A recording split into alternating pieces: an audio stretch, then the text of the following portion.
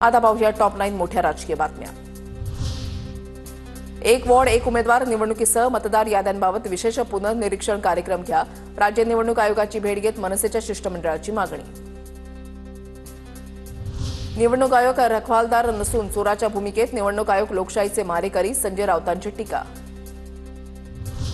विधानसभा मतदानापूर्वी मतदार याद्यांमध्ये छेडछाड, महाविकास आघाडीचा भाजपवर गंभीर आरोप करणारं पत्र समोर। पत्रावर मवियाच्या 3 प्रमुख नेत्यांच्या स्वाक्षऱ्या, संशय असणाऱ्या 13 मतदारसंघांचा पत्रामध्ये उल्लेख।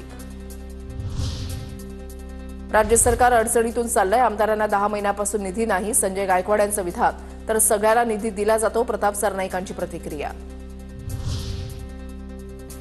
रायगड पालकमंत्रीपदावरून गोगावले नाराज असल्याची चर्चा, ध्वजारोहण केल्यानं पालकमंत्री ठरत नाही, गोगावले ठाम।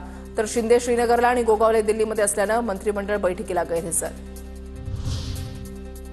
15 ऑगस्टला मंत्री आदिती तटकरे रायगडमध्ये आणि नाशिकमध्ये गिरीश महाजन ध्वजारोहण करणार। तर 2 काळ्या जादूचे पुजारी रायगडमध्ये पोहोचले, आव्हाडांचा गोगावलेंना टोला।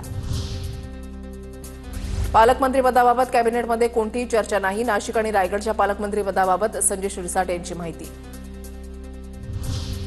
पालकमंत्रीपदाबाबतचा निर्णय मुख्यमंत्र्यांचा, त्यात मी हस्तक्षेप करणार नाही, अमित शहांनी उपमुख्यमंत्री शिंदेंना सुनावलं, संजय राऊतांचा दावा।